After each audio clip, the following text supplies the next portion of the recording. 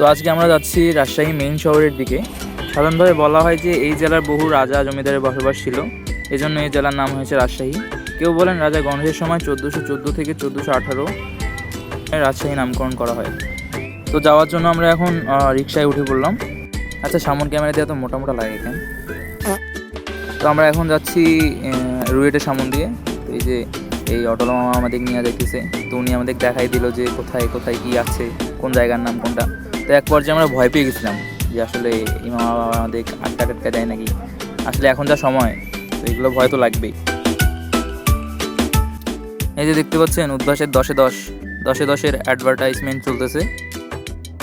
আসলে কথায় কি যে রাজশাহীর সাথে নামের সাথে জায়গাটার অনেকটা মিল আছে, যে রাজকীয় রাজকীয় ভাব একটা। তো এইটা হচ্ছে রাজশাহীর পুরাতন লাইব্রেরি। তো আমি সেখানে গিয়েছিলাম আমার ফ্রেন্ড সহ।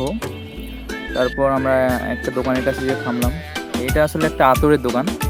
তো এখানে আসলে দামাদামি করে 2টা আতর নিলাম। তো তারপর ফিরে এসে আমরা এখন বিনোদপুরে আছি, এখানে চা খাওয়ার জন্য বসলাম। আসলে চা না খেলে সন্ধ্যা আসলে মনে হয় না যে আসলে সন্ধ্যা হয়ে গেছে।